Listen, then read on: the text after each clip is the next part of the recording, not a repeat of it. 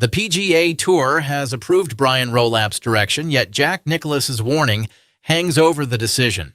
Rolapp secured the mandate. Tiger Woods stood behind the structure.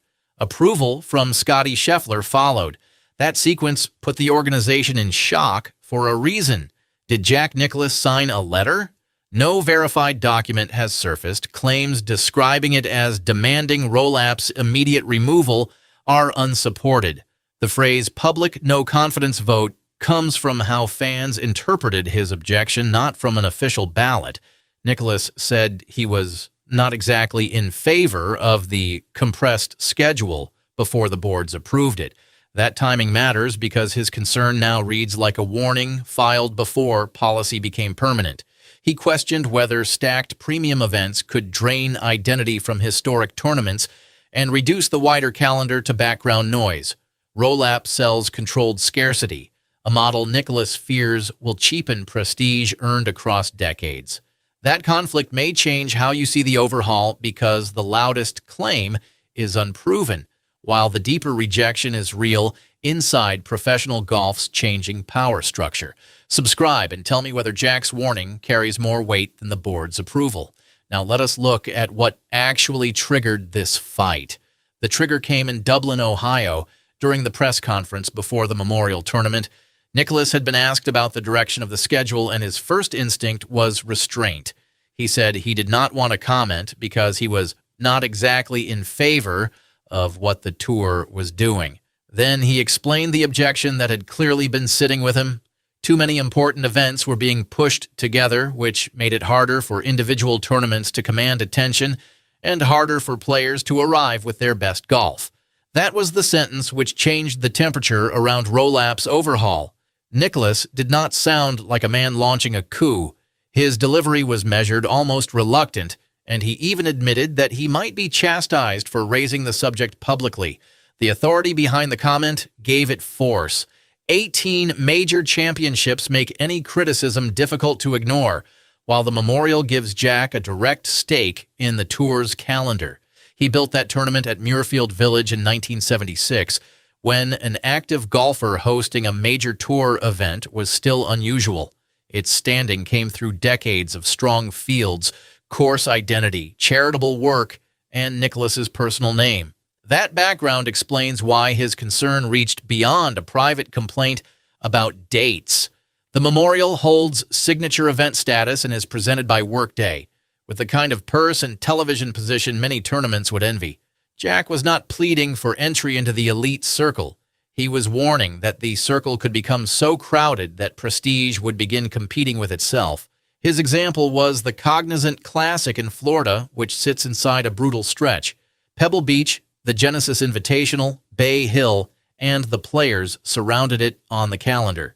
In his view, that placement left the tournament with almost no chance to stand apart.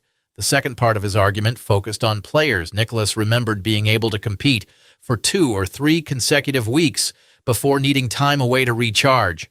A modern schedule that asks stars to peak through a dense run of premium tournaments may look attractive on television, but it can force difficult choices. Protecting his body may force a golfer to skip an event. Chasing every purse can leave him mentally flat. Neither outcome helps the tournament caught between bigger brands. Jack did not claim the tour had already reached disaster.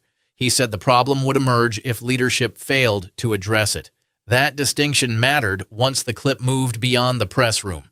Online headlines reduced the warning to a confrontation between Nicklaus and Rolapp.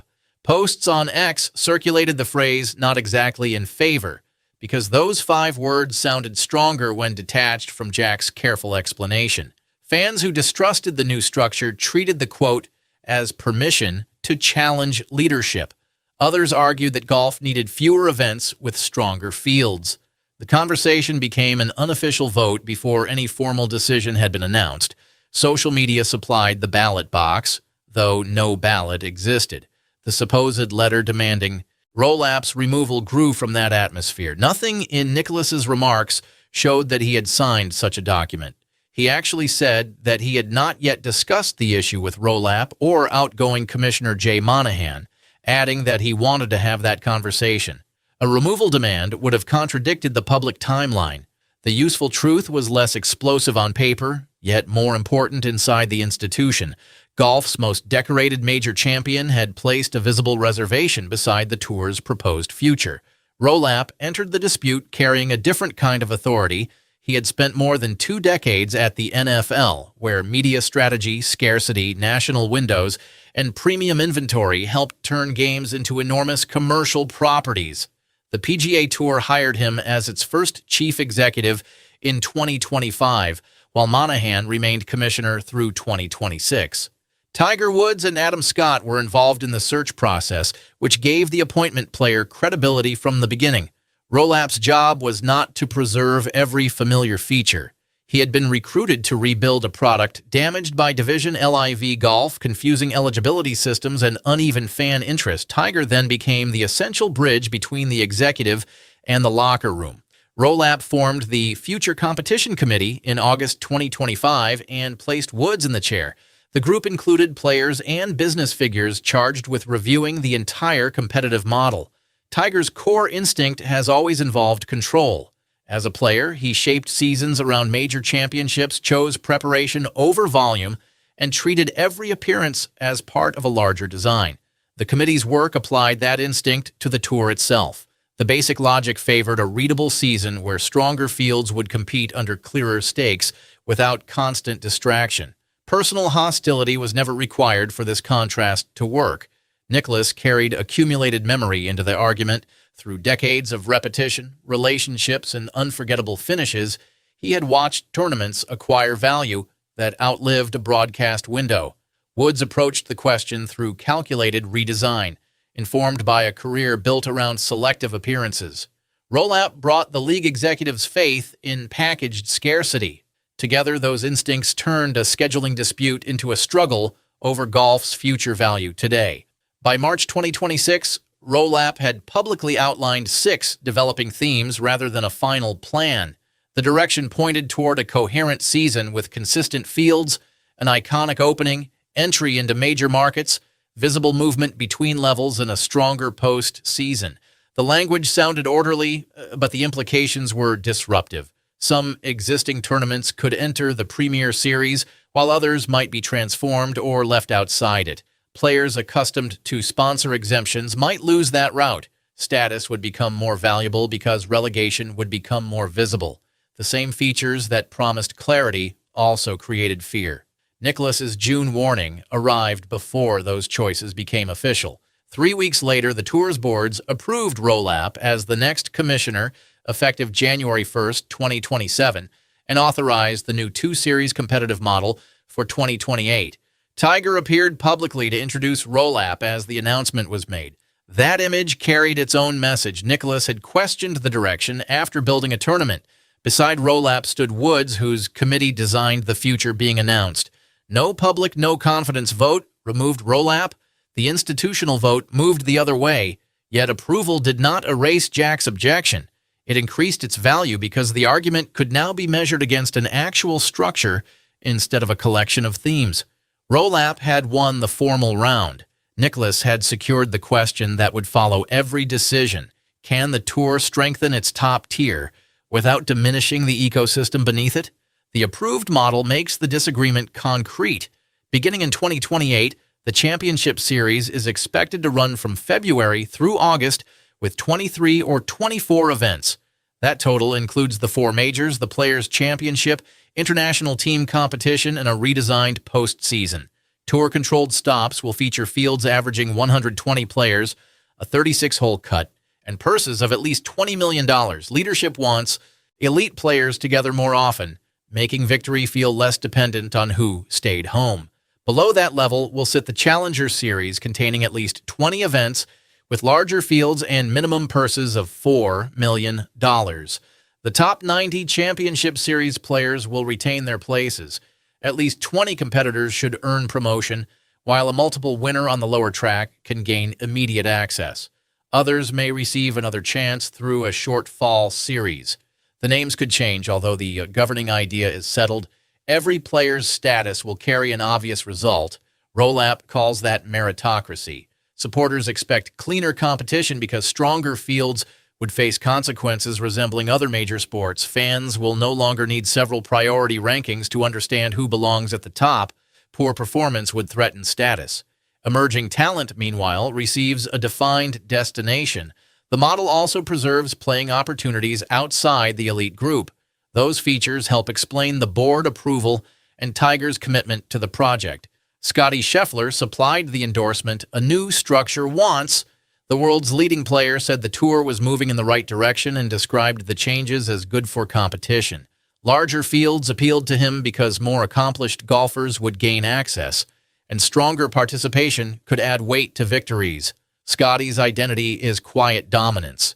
He rarely converts an institutional question into theater, so his approval sounded like a player judging whether the golf would improve. Rolapp could present that support as evidence that the proposal served competitors alongside executives. Momentum surrounded the announcement because board authority backed an NFL strategist. Tiger added championship credibility, with Scheffler's approval validating the competitive product. Trouble appeared when the plan was examined from outside its premium tier. Championship Series events will not use traditional sponsor invitations or Monday qualifying. Upper Series players cannot enter challenger tournaments. Mid-season movement will remain limited, except for the multiple win route. A golfer can perform during spring and still remain separated from the richest fields until promotion becomes available. Tournament access creates another pressure point.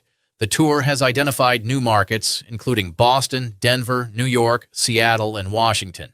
Expansion may attract sponsors and crowds while improving hospitality revenue and television presentation. It could also force existing stops to prove that commercial value matches their history.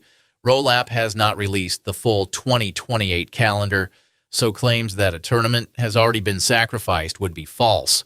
Uncertainty gives Nicklaus's warning room to breathe because an open date may rescue one market while unsettling another. Rory McIlroy made that tension harder to dismiss when he discussed national opens. His statement supported the model and praised the effort to place fans first.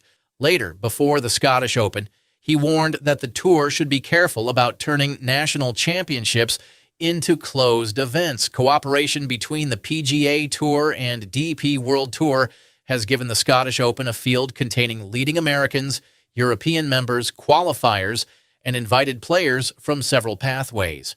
Rory did not reject Rolapp. He identified a boundary the new system should respect. That intervention renewed Jack's objection. Nicklaus had focused on how bunching caused fatigue and denied tournaments room to matter. McIlroy raised access and national identity. Their arguments differ, though each asks whether a cleaner elite product might erase qualities that made certain events special. Online discussion connected those concerns. A warning once dismissed as an older champion, protecting old ground, now looked closer to an early diagnosis. The clip carrying Jack's phrase became the document fans were signing emotionally, even though no real letter existed. The memorial makes simplistic accusations against Nicklaus difficult. His tournament occupies the premium structure. Workday's title partnership, a major purse, and elite fields reinforce that position. Immediate survival was not the issue. Jack's standing also extends through Nicklaus' design and a commercial legacy, so he understands the need for sponsors. His concern involves proportion.